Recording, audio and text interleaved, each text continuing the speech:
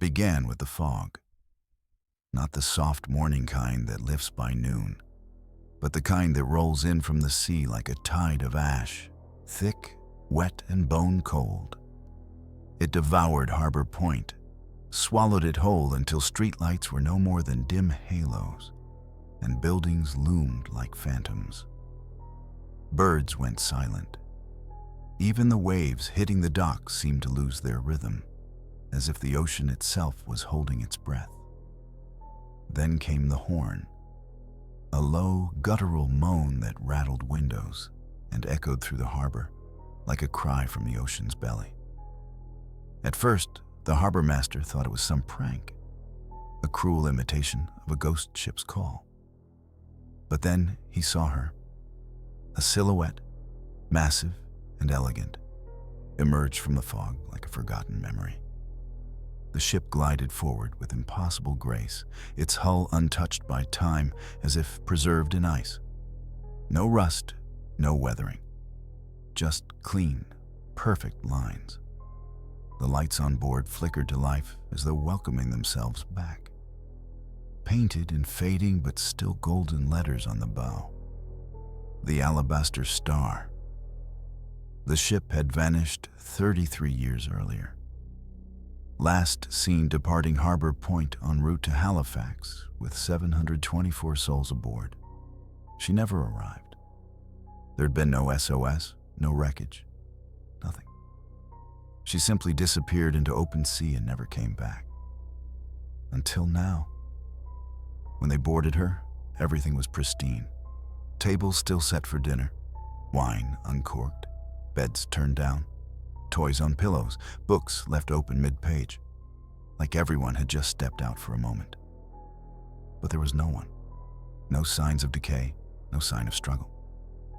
Just absence, and a silence so deep it made ears ring, a kind of unnatural stillness, like the whole ship was paused mid-breath.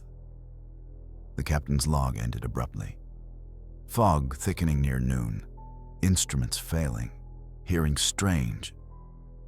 Those who went aboard first described a pressure like being watched from every angle. Some said the walls breathed. Others swore they heard laughter, far off and childlike, echoing below deck. One diver claimed he saw faces, twisted, screaming, pressed against the portholes. But when he surfaced, his oxygen tank was full, untouched, and he couldn't stop crying.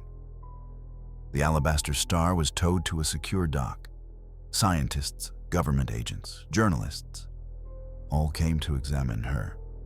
None could explain her. Engines functional, refrigeration running, clocks all frozen at the exact moment she should have docked 33 years ago. The ship was preserved like a time capsule, yet reeked of something wrong, something just under the surface. Then the disappearances began. Night watchmen reported footsteps on the upper decks. Security cameras showed brief glimpses of figures, a man in a uniform, a woman in a 1940s dress staring into the lens before vanishing, a child standing behind a lifeboat, and then gone. One morning, a lifeboat was found half lowered into the water. 3 workers gone, their ID badges left neatly beside the gangway, arranged like an offering. The government sealed the dock. News reports dried up. The official story changed, but locals whispered. The fog had changed, grown darker, heavier. It lingered near the ship long after sunrise. Some claimed it moved, curling down side streets like fingers. A fisherman claimed he heard jazz drifting from the decks, scratchy, haunting, from a long-dead radio. Another saw lights flickering in cabin windows, like someone pacing with a lantern. Then a reporter named Riley Quinn snuck aboard with a handheld camera. Only the camera came back. The footage showed endless corridors, pristine and empty.